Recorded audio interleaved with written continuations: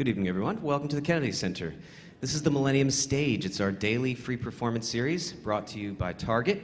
We are here at 6 p.m. 365 evenings a year to present the best in music, dance, theater, and much more.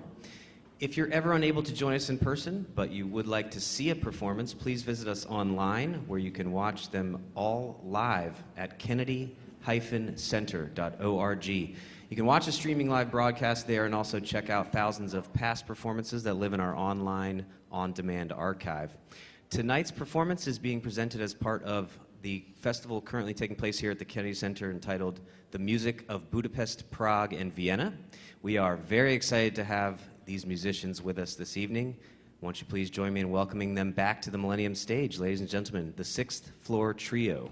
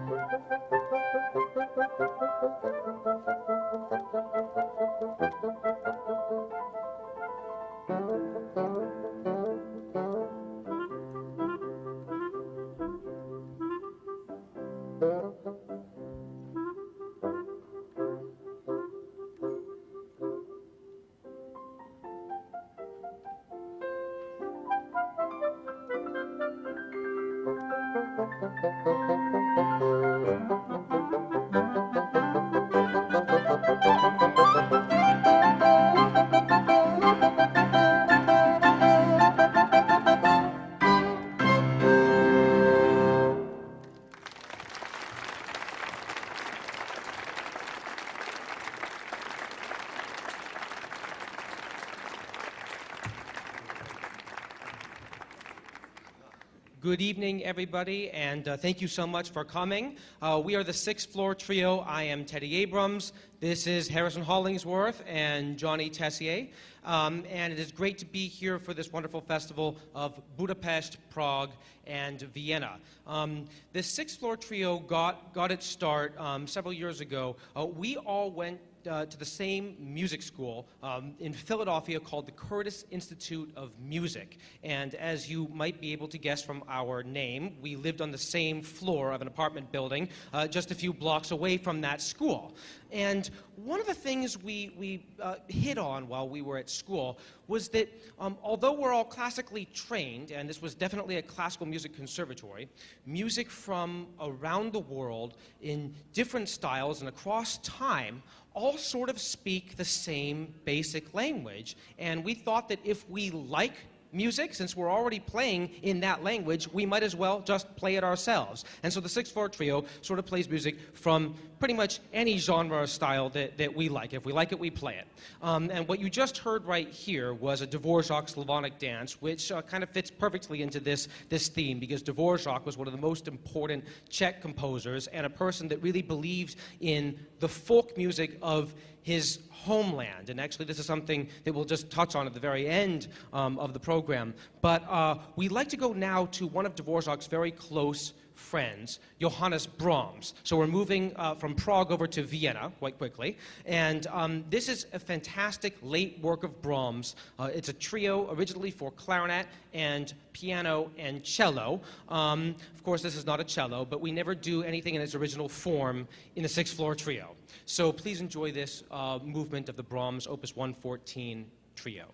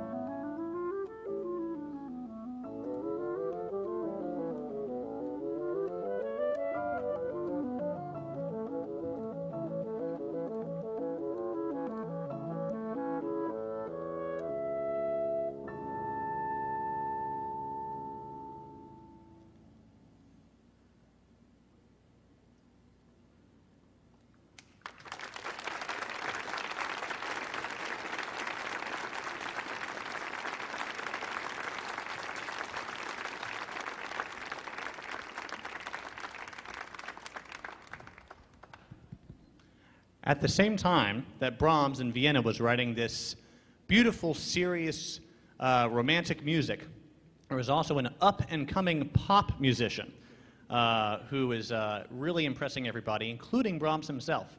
His name was Johann Strauss. And for those of you who are unfamiliar, Johann Strauss is the waltz king. In fact, Brahms even said about Johann Strauss's world-famous The Blue Danube, when he played it, he autographed it and said, in the autograph it says, "Unfortunately not by Johannes Brahms."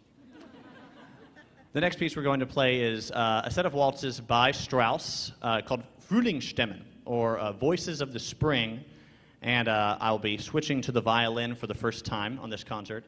And this is actually a brand new arrangement that we made just for this concert. So you're seeing a world premiere sixth-floor trio arrangement of Johann Strauss's Frühlingsstimmen.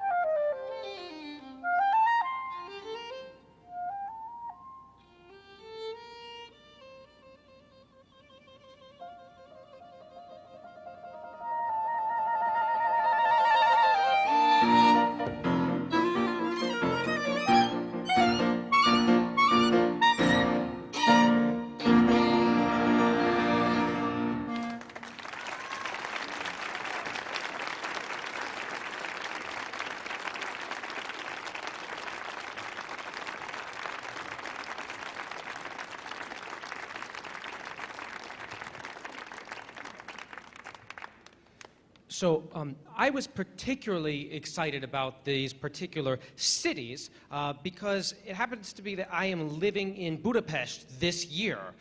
So I got very, very excited about this. And I can assure you, if you haven't been, it's a fantastic place, really, really extraordinary city. And one of the reasons it's so amazing, I think, is because the musical culture there and the musical traditions there are so pronounced, are such a part of everybody's psyche and their thinking and their culture, and it runs so deep. And for a musician myself, it's amazing to witness this and to be a part of this. This is a place with 9 full-time professional orchestras playing every single week. Kind of amazing to think about and to be immersed in that.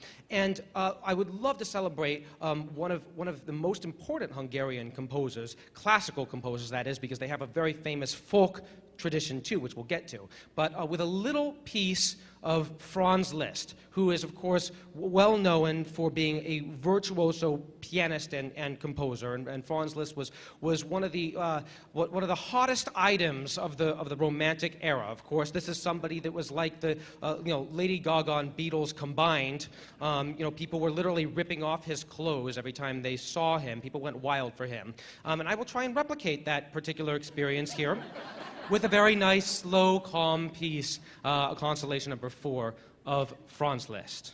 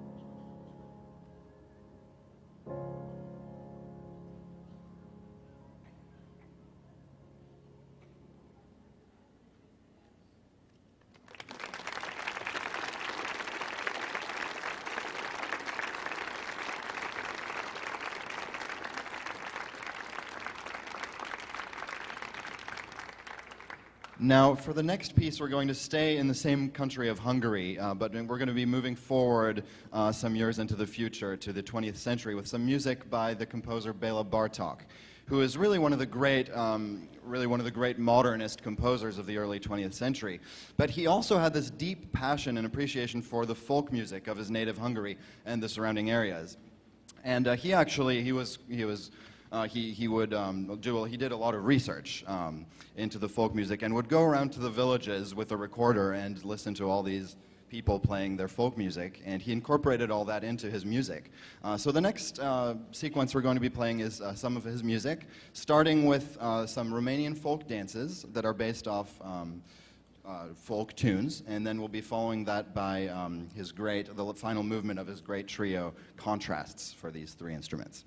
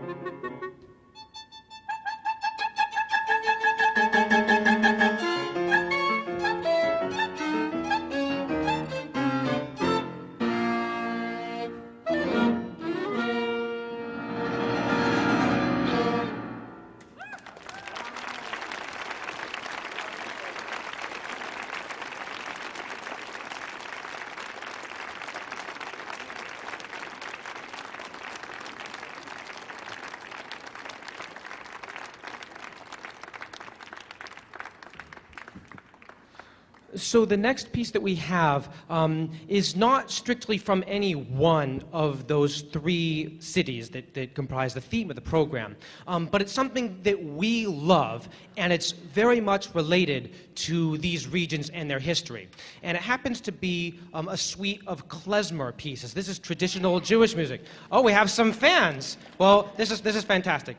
Oh, good. Well, klezmer, of course, is very much like the unfortunately, almost extinct Yiddish language. It's a combination of many different kinds of music, of traditional and ancient kind of Jewish song, combined with maybe polka-type dances, some of the sounds of Brahms, of smoky nightclubs, of all sorts of things put together, and you get klezmer. And it's often a wild and crazy ride when you hear klezmer instrumental music, and we're going to attempt to take you on that right now with a few klezmer instrumental improvisations, and then a very famous tune, and As the Rabbi Laughs.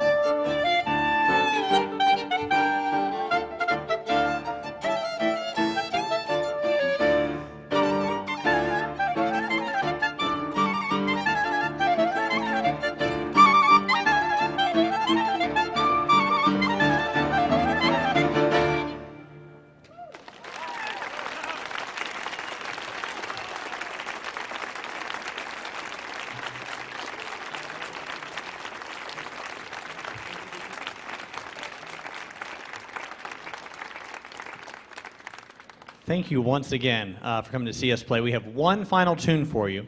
But before we go, I just want to say it's a pleasure to be here. This is our third time here playing at the Kennedy Center, and it's always such a great experience. Thank you for having us.